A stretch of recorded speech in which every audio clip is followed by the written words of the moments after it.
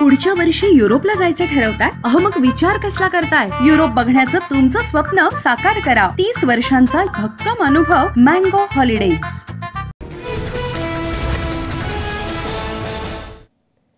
नमस्कार, सुप्रभात. मी रुशाली यादव सारंग. आता आपण पाहणार आहोत महाफास्ट 100 बातम्या. देवेंद्र फडणवीस तिसऱ्यांदा राज्याच्या मुख्यमंत्रीपदी. फडणवीसांनी महाराष्ट्राचे 21वे मुख्यमंत्री म्हणून शपथ घेतली. आझाद मैदानावर पार पडला ग्रँड सोहळा. एकनाथ शिंदेंनी उपमुख्यमंत्रीपदाची शपथ घेतली. शपथ घेण्याआधी एकनाथ शिंदे यांच्याकडून बाळासाहेब ठाकरे आणि आनंद दिघेंचं स्मरण.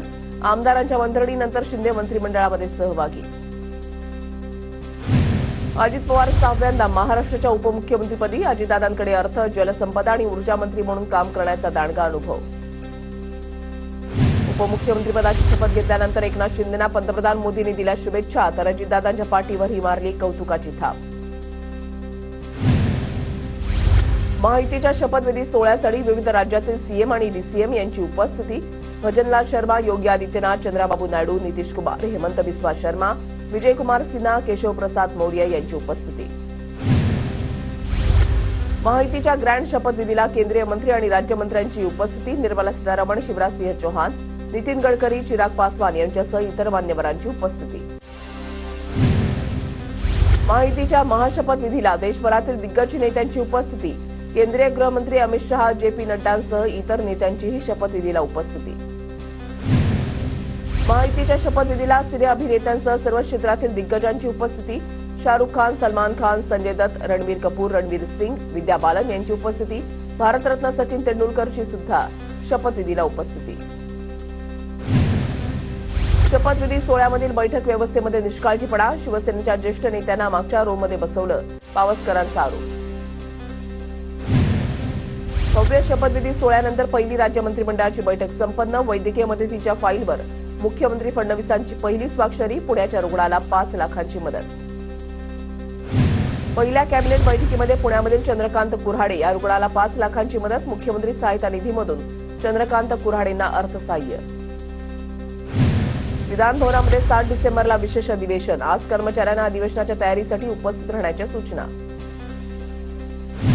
मंत्रिमंडळ विस्ताराची चर्चा पूर्ण. नागपूर अधिवेशनाआधी मंत्रिमंडळाचा विस्तार होणार. मंत्रिमंडळ विस्तारावर मुख्यमंत्री देवेंद्र फडणवीसांची प्रतिक्रिया. 7, 8 आणि 9 डिसेंबरला विधिमंडळाचं विशेष अधिवेशन. 9 तारखेला विधानसभा अध्यक्षांच्या निवडीसाठी राज्यपालांना पत्र देऊ. पत्रकार परिषदेमध्ये फडणवीसांची माहिती. राजकारणामध्ये सगळेच राहतात, तेही राहतील, मीही राहणार. उद्धव ठाकरेंच्या विधानावर फडणवीसांची प्रतिक्रिया. एकतर तुम्ही राहणार किंवा मी, असं उद्धव ठाकरेंनी विधान केलं होतं. सीएम असताना कॉमन मॅन म्हणून काम केलं, आता डीसीएम म्हणजेच डेडिकेटेड कॉमन मॅन म्हणून काम करणार. उपमुख्यमंत्री एकनाथ शिंदेंची प्रतिक्रिया. शपथविधीनंतर शिंदेंकडून कुलाब्यातील बाळासाहेबांच्या स्मारकाला अभिवादन. उपमुख्यमंत्री शिंदेंनी आनंदाश्रमात आनंद दिघेंनाही अभिवादन केलं. शपथविधीनंतर मुख्यमंत्री उपमुख्यमंत्र्यांकडून मंत्रालयामधल्या महापुरुषांच्या प्रतिमेला अभिवादन. नव्या सरकारच्या कामकाजाला सुरुवात करण्यापूर्वी तिन्ही नेते महापुरुषांसमोर नतमस्तक. शपथविधी संपताच मंत्रालयाच्या दालनातील नावांच्या पाट्या बदलल्या. फडणवीसांच्या पाठीवर मुख्यमंत्री, तर शिंदे आणि अजितदादांच्या पाठीवर उपमुख्यमंत्री असा उल्लेख. उपमुख्यमंत्रीपदाची शपथ घेताच शिंदेंकडून ट्विटर प्रोफाईलमध्ये बदल. शिंदेंच्या ट्विटर बायोमध्ये उपमुख्यमंत्री महाराष्ट्र राज्य असा आशय.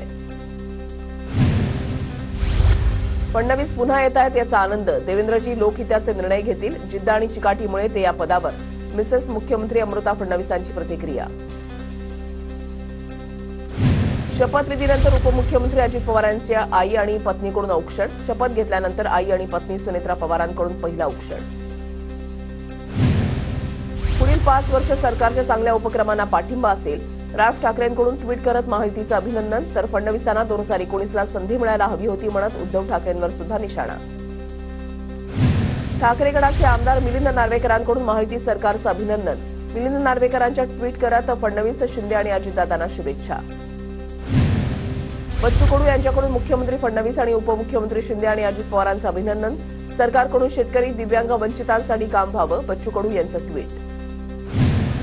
शपथविधी सोहळ्याला उद्धव ठाकरे, शरद पवार अनुपस्थित. शरद पवारांसह राज ठाकरेंना फडणवीसांचा फोन. शपथविधीसाठी निमंत्रण, मात्र वैयक्तिक कारणास्तव उपस्थित नाही. राज ठाकरेंची माहिती. विरोधी पक्षनेत्याबद्दल अध्यक्ष देतील तो निर्णय मान्य असेल. अध्यक्षांनी विरोधी पक्षनेतेपद द्यायचं ठरवलं तर विरोध नसेल. फडणवीसांची प्रतिक्रिया. महायुतीचं सरकार जनतेनं निवडून दिलेलं नाही. काँग्रेस प्रदेशाध्यक्ष नाना पटोलेंची महायुतीच्या सरकारवर टीका. देवेंद्र फडणवीस विजनरी लीडर, त्यांना महाराष्ट्रामधील प्रश्नांची जाण. राज्यामध्ये खऱ्या अर्थानं देवेंद्र पर्वाला सुरुवात. भाजप नेते प्रवीण दरेकरांची प्रतिक्रिया. फडणवीसांनी मुख्यमंत्रीपदाची शपथ घेतल्यानंतर दरेकरांना अश्रू अनावर. फडणवीसांना विलन ठरवलं जात होतं, टीका होत होती, पण जनतेनं फडणवीसांना पाठबळ दिलं. दरेकरांची प्रतिक्रिया.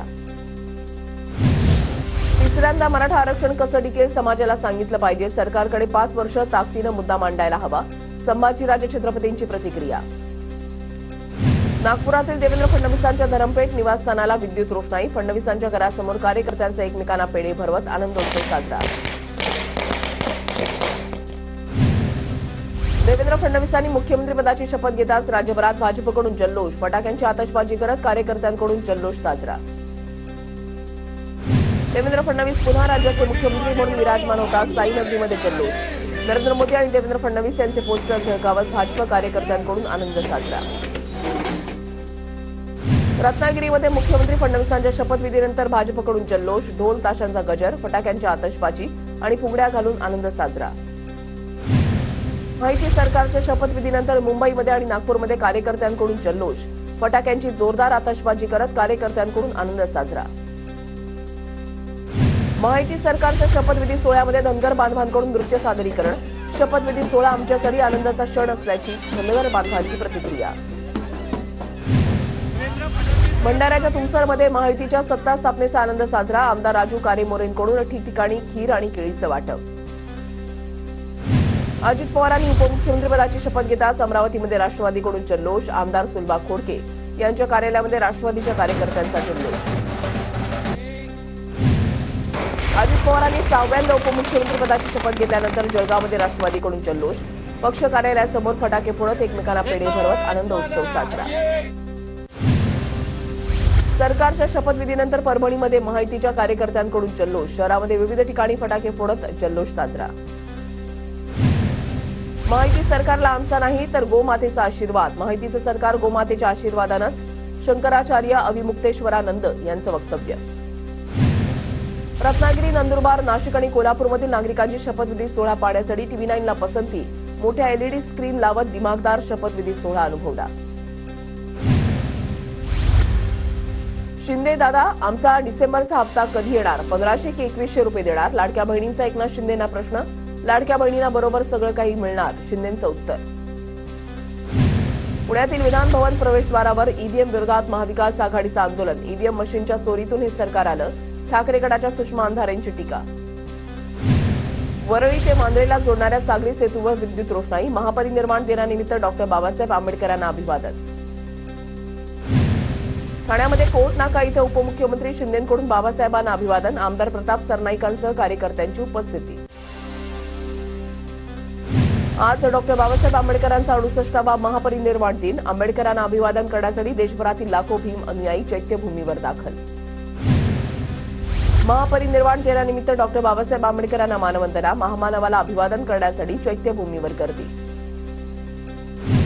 आज डॉक्टर बाबासाहेब आंबेडकरांचा 68वा महापरिनिर्वाण दिन. मुंबईमध्ये येणाऱ्या अनुयायांसाठी बीएमसीकडून नागरी सेवा सुविधा उपलब्ध. परिसरात स्वच्छता, आरोग्यासह सुरक्षेची विशेष खबरदारी.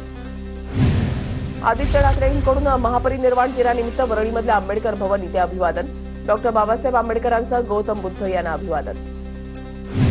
एमपीएससीनं 1 डिसेंबरला घेतलेल्या नागरी सेवा पूर्व परीक्षेची उत्तर तालिका जाहीर. उमेदवारांना 10 डिसेंबरपर्यंत ऑनलाईन हरकती नोंदवता येणार.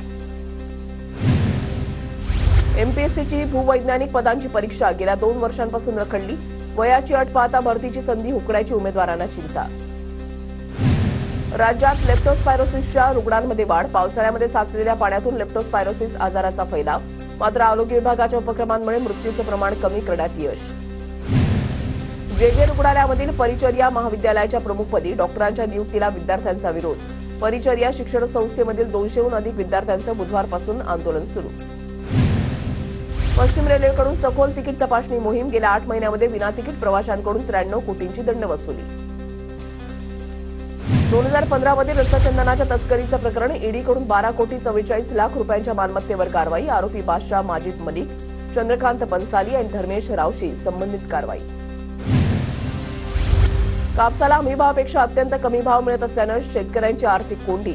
उत्पादनामध्ये घट आणि बाजारभाव पडल्यानं कापूस उत्पादक मेटाकुटीला.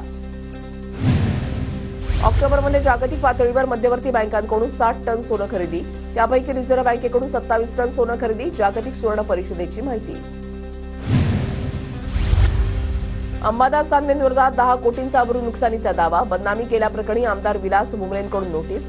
विलास भुमरेंनी मारहाण केल्याचा अंबादास दानवेंचा आरोप.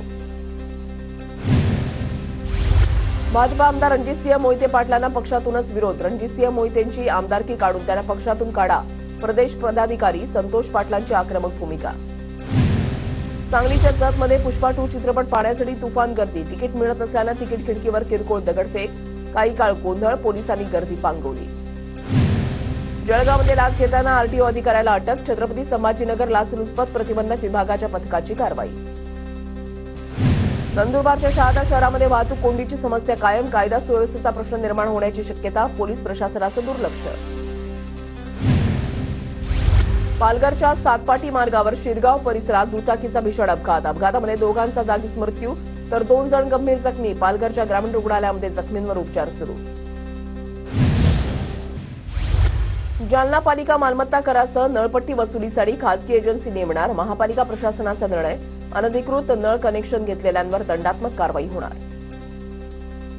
जालन्याच्या बदनापूरमधील देवपिंपळ गावामध्ये शेतीचा वीज पुरवठा खंडित. पिकं करपू लागल्यानं शेतकऱ्यांचा जिल्हाधिकारी कार्यालयासमोर ठिय्या. वीज पुरवठा सुरळीत करण्याचं जिल्हाधिकाऱ्यांचं शेतकऱ्यांना आश्वासन. बेंगल चक्रीवादळाचा नाशिकच्या देवळा, निफाड आणि मालेगाव तालुक्याला फटका. शेतातील लाल कांदा भिजला. शेतकरी चिंतेत. बुलडाण्यामध्ये जून ते ऑक्टोबरमध्ये झालेल्या अतिवृष्टीमुळे शेतकऱ्यांचं मोठं नुकसान. 2,74,000 शेतकरी अद्यापही मदतीपासून वंचित. वाशिम जिल्ह्यामध्ये सोयाबीन कापूस उत्पादक शेतकरी आर्थिक अडचणीत. हेक्टरी 5,000 अनुदान मिळालं नसल्यानं शेतकरी अडचणीत. शेतकऱ्यांमधून संताप व्यक्त. जळगावच्या भडगावमधील भैरवनाथ बाबा यात्रेनिमित्त बैलगाडा शर्यतीचं आयोजन. परत जिल्ह्यातून बैलगाडा शर्यतप्रेमी दाखल. कराडच्या परिवहन कार्यालयामध्ये लोकसेवा हक्क अधिनियमाच्या माहितीचे फलक. कार्यालयामध्ये येणाऱ्या नागरिकांमध्ये जनजागृती. नंदुरबारच्या सारंगखेडा इथल्या घोडे बाजाराची तयारी अंतिम टप्प्यात. जिल्हाधिकारी आणि पोलीस अधीक्षकांनी घेतला आढावा. कराड शेती उत्पन्न बाजार समितीकडून स्वर्गीय यशवंतराव चव्हाण कृषी प्रदर्शनाचं आयोजन.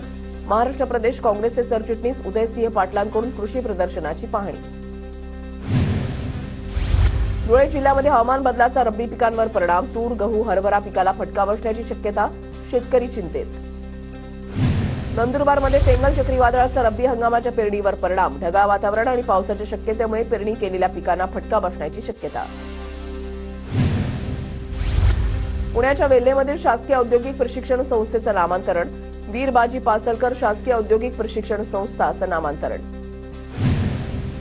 वर्ध्याच्या सावंगीमध्ये आचार्य विनोबा भावे ग्रामीण रुग्णालयाद्वारे इंद्रधनुष्य महोत्सव. दिव्यांग विद्यार्थ्यांकडून विविध कलांचं सादरीकरण. जळगावमध्ये जेसीबीच्या साह्यानं लाखो रुपयांची महापालिकेची गिरणा पंपिंग जुनी बीड धातूची पाईपलाईन चोरी करण्याचा प्रकार उघडकीस. संशयित आरोपींमध्ये ठाकरे गटाचे महापालिकेचे माजी विरोधी पक्ष नेत्यांचा समावेश असल्याची माहिती.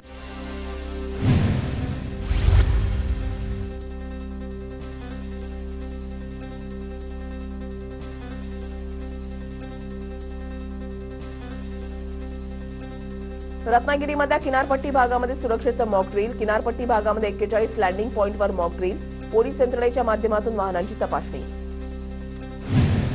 नंदुरबारच्या तळोदा तालुक्यामधल्या जुना आमोदा गावामध्ये चिमुकल्यावर बिबट्याचा हल्ला.